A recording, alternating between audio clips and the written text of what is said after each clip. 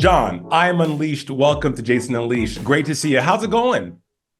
It's going great, buddy. A couple of weeks ago, I shot my 250th episode of Bar Rescue, which is just crazy.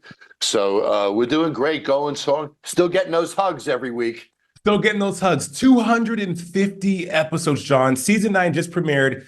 Jacksonville, Florida. We're going all across the country. Where else are we going this season? Well, we're in Jacksonville, we're in Boca, we're in Fort Lauderdale, we're in Port St. Lucie. So we're all over Florida this year, which is great. And good for me because I keep my boat in Stewart and I have a house in Wellington. So great for me. But we're all over Florida this year. And then we're also in St. Louis. We're in Texas. And we're in Utah and a few other places this season. But it's crazy. The pandemic is over. And it's time to get to work. And some of these people are still wounded by the pandemic. You know what I mean?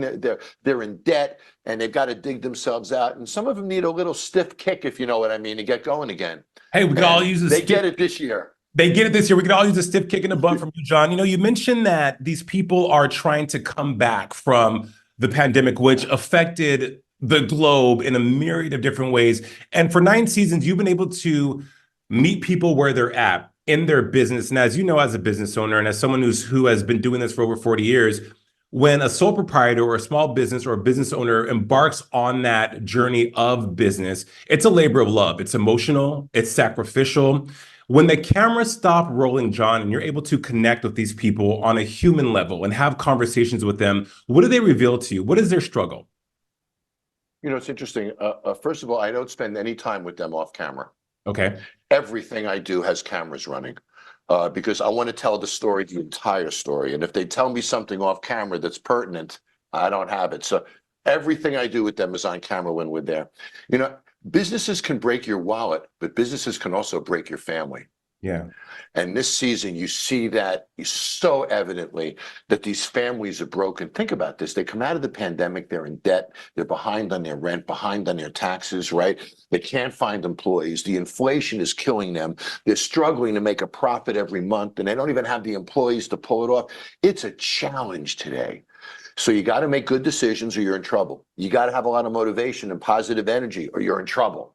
And you got to fight it through. And some of them are just wounded. They're not fighting like they should. So I'm there to re-inspire them or give them a stiff kick if that's what they need, but otherwise get them in a gear because I'm not there to save the business. I'm there to save their family in a sense, right? It's bigger. Great point, Jon. And when we watch this show, that's what we see. I mean, for 9 seasons, we've seen you come in and not just transform people's businesses, but you're transforming their lives. Yeah. It's powerful. You're almost you're like this pseudo therapist for them, if you will. But how has this been transformative for you? Because as you said, everything happens on camera. You're able to just be side by side through the thick and the thin, the good and the bad. How has this show transformed your life? Well, it's taught me a lot about people, I'll tell you that. It's interesting, in my normal business world, and your normal business world too, you and I are taught everything about success. Words of success, phrasing of success, dress for success, talk for success, right? Do everything for success. In Bar Rescue, for 250 weeks, I've seen more failure than anyone. And boy, do you learn from failure. I've learned more from failure than I ever will success. So I see the walk of failure, the talk of failure, the phrases of failure. I love the excuses. I'm in Detroit, Michigan, and I asked a woman owner of a bar, why are you failing? And she looks me in the eyes and says, I'm failing because of the euro in Greece. What? Everybody has an excuse. It's interesting. They never blame themselves. They always blame someone else. So if you don't blame yourself, you don't hold yourself accountable. If you don't hold yourself accountable, you don't change. True. So I'm the guy who's got to come in, hold you accountable, and get you to change. Not so easy. Jon, why do you think people live under that banner of avoidance of accountability? Is it too painful? Is it ego? Is it pride? I think sometimes it's ego. And I think when you close, let's say you're losing all this money, but you don't close, you stay open. And you wipe out your family's retirement. Why didn't you close? And I asked them that when they close is when it becomes a failure. They haven't failed yet as long as it's open in their mind, which is crazy. because they failed months ago before they ran out of money. So that's one. The other thing is, unfortunately, they make these extensions of their personality, if you will.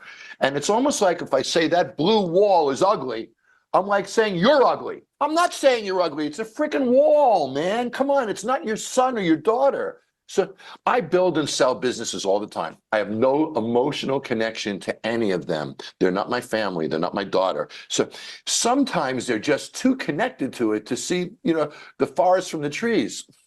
Yeah. Well, it's like I said, I mean, when you give so much and you become so attached to something, you just made a great analogy that Hard to let go.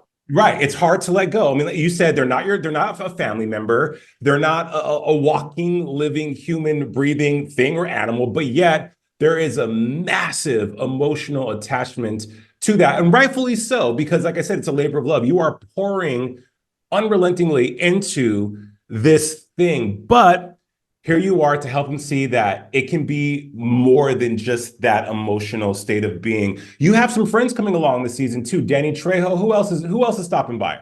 So I got Dustin Dre coming, whose family owns Dre's nightclubs in Vegas, very famous nightclub operator. Phil Wills, who you've seen on Bar Rescue, is helping me. We wanted to do 40 bars this year. I can't do 40 on my own. So Yeah. I called some friends. Danny Trejo is one. Danny's a great restaurateur. So he's not there because he's a celebrity. He's there because he can help me do this. So Danny helped me rescue a few bars. Phil has helped me rescue a few bars. Dustin and a few others are helping me rescue some bars. So we're zooming in together, and I'm still coordinating the design and doing those things. But rescuing 40 bars is pretty cool in a year. And John, you are the man to do it. You can catch John and all the fun on Bar Rescue Sunday nights on Paramount Plus. John, all the best. Good luck. And congratulations on 250 episodes in season 9. We're excited to see it. Good to see you, buddy. Look forward to seeing you again.